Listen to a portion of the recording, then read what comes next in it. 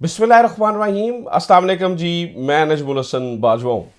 नाज़रीन किराम, मैं वीडियो के आगाज़ में ही आपको ये बताना चाहता हूँ कि मुझे नहीं पता कि इस वीडियो के ऊपर कितने व्यूज़ आते हैं, कितने लोग इस मौजू को पसंद करते हैं, लेकिन मैंने कसदन इरादतन पिछले कुछ अरसे से एक चीज़ सोची है। वो ये है कि बहुत सारी ऐसी खबरें जो कि हमारे मुल्क के लिए बहुत अहम है, आपके जानने के लिए बहुत अहम है, और या उन्हें कसदन छुपा दिया जाता है, या उसके ऊपर बात नहीं होती है, या फिर हमारी अपनी जो पॉलिटिकल गहमा गहमी इतनी ज़्यादा है कि वो चुप करके निकल जाती है, हमें पता ही नहीं चलता कि वो बहुत इंपॉर्टेंट खबरें हैं।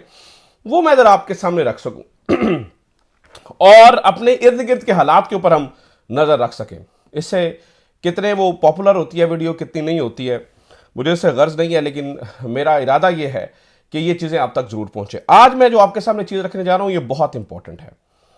हमारे हमसाए की जो हिंदुत्वा सोच है नाज़रीन कराम, वो अपने रीजन से निकल कर अब मुख्तलिफ रीजन्स के अंदर जाती हुई नज़र आ रही है।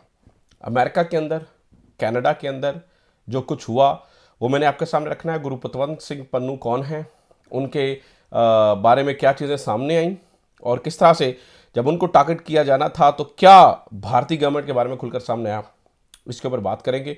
और जो रिपोर्ट्स कह रही हैं मैं आपके सामने पढ़ के रख दूंगा, सबूत के लिए आपके साथ लगा भी दूंगा। जो इंटरनेशनल मुख्तलिफ मीडिया आउटलेट्स ने छापा है वो आपके सामने रखूंगा। और पाकिस्तान के अंदर किस तरह से 20 टारगेट्स को अचीव किया गया। ये वीडियोस बनाने का मकसद ये है ताकि हमारे जो पावर कॉरिडोर्स हैं उन तक भी ये बात पहुंचे, और वो भी ये देखें कि इस तरफ तवज्जो देने की ज़रूरत है, इस तरफ हमें आगाही देने की ज़रूरत है, क्योंकि पुलों के नीचे से बहुत सा पानी बह चुका है। मैं नाज़रीन कराम द गार्डियन आपके सामने पढ़ रहा हूँ, मैं गार्डियन की खबर आपके सामने रख दूँ, उसके बाद इस पर तफसीली बात करते हैं। गार्डियन लिखता है, Indian government ordered killings in Pakistan, intelligence officials claim allegations of up to 20 assassinations since 2020 follow Canada's accusation of Delhi role in murders of dissidents। वो ये लिख रहा है कि ऑफिशियल्स ये क्लेम कर रहे हैं तकरीबन 2020 से लेकर अब तक, यानी कि 2024 तक, तकरीबन 20 लोगों को पाकिस्तान के अंदर निशाना बनाया गया है। ये कौन से लोग हैं? ये सिख सेपरेटिस्ट्स लोग हैं। वो लोग जो कि आज़ादी चाहते हैं भारत से, ख़ास तौर पर खालिस्तान बनाने के लिए। ये वो लोग हैं, और इन लोगों को, इनमें से बहुत सारे लोग पाकिस्तान के अंदर रह रहे थे और उनको टारगेट किया गया, ना सिर्फ पाकिस्तान के अंदर, अमेरिका के अंदर, और जो है कनाडा के अंदर। उसके ऊपर बहुत सारे लोग का ख्याल ये है कि उनको जो है वो इंडियन गवर्नमेंट ने करवाया। वो किस तरह से करवाया वो मैं आपके सामने रखता हूँ, लेकिन पहले ज़रा इसको सुन लीजिए ताकि आपको अंदाज़ा हो सके। ये ऐसा नहीं है कि किसी साजे माजे शीदे गामे की खबर में पढ़ रहा हूँ। गार्डियन इस बारे में क्या लिख रहा है वो ज़रा सुनिए। वो कहते हैं, the Indian government assassinated individuals in Pakistan as a part of wider strategy to eliminate terrorist livings on foreign soil।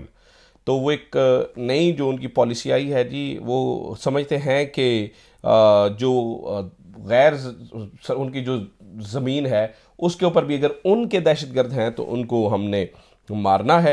According to Indian and Pakistani intelligence operatives who spoke to the Guardian, interviews with the intelligent officials in both countries as well as the documents shared by Pakistani investigators shed new light on how India's foreign intelligence agency allegedly began to carry out assassinations abroad as a part of emboldened approach to national security after 2019। 2019 के बाद वो ये कह रहे हैं कि ये शायद चेंज आया है, और ये पहली बार हुआ है कि इंडियन ऑफिशियल से भी बात हुई और पाकिस्तानी ऑफिशियल से भी बात हुई, और जो डॉक्यूमेंट्स पाकिस्तानी ऑफिशियल्स ने दिए हैं उससे ये वाजे नज़र आ रहा है कि ये इस तरह की चीज़ें हैं।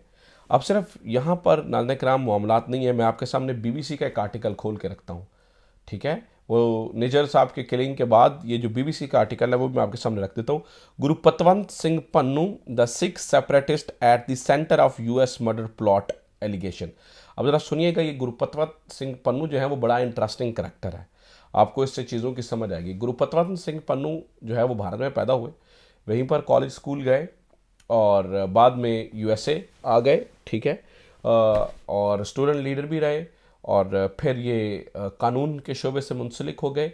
अभी सिख फॉर जस्टिस जो है ना, ये एक तंजीम भी चला रहे हैं, और उसी के ऊपर बहुत ज़्यादा इल्ज़ामात हैं कि गुरु पतवंत सिंह पन्नू जो हैं वो कुछ एक्स्ट्रा ऑर्डिनरीली ही जो है वो एक्टिव हैं।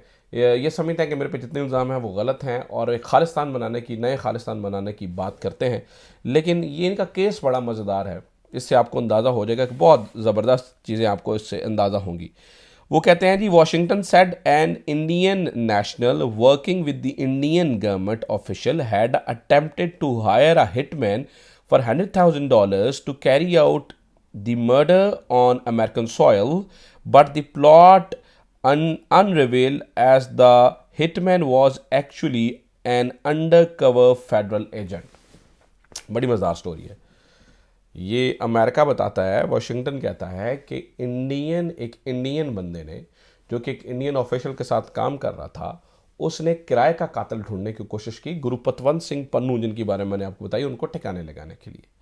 और उस बंदे ने माफ़ कीजिएगा, 1 लाख अमेरिकी डॉलर, जो कि काफ़ी बड़ी रकम बनती है, तकरीबन पाकिस्तानी 3 करोड़ रुपए बनते हैं, 3 करोड़ रुपए देने के लिए एक किराए का कातिल ढूंढने की कोशिश की। और उस किराए के कातिल को जब वो ढूंढ रहा था और जो जिससे वो कमिटमेंट ले रहा था, असल में वो एक अंडर कवर एजेंट था।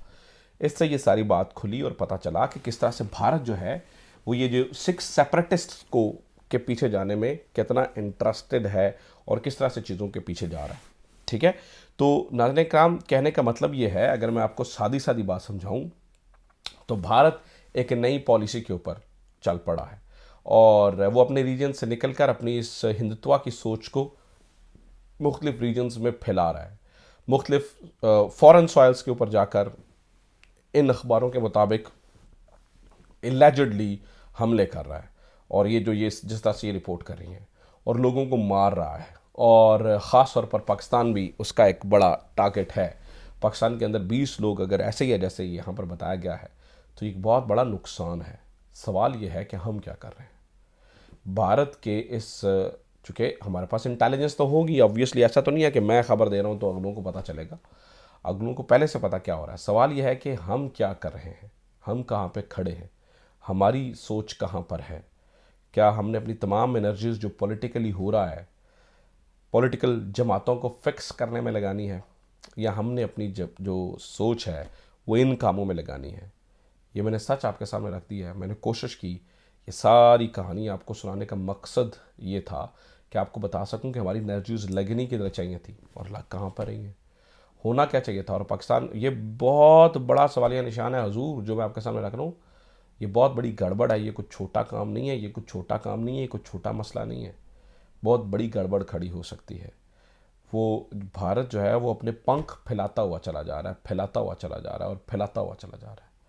और हम जो हैं वो खामोशी से बैठे हुए, जैसे कबूतर अपनी आंखें बंद करके बैठा रहता है और समझता ना कि बिल्ली है ही कोई नहीं।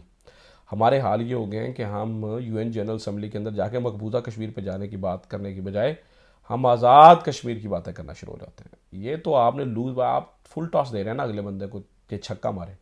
फिर मारा उनने छक्का और उन्होंने कहा जी आपकी ये ज़मीन इंडियन सॉइल है, क्या कर लेंगे फिर आप इससे।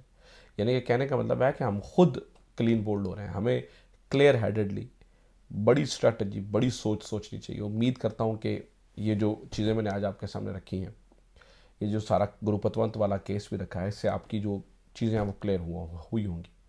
अपना ख्याल रखिए। खुदा हाफिज़। पाकिस्तान जिंदाबाद।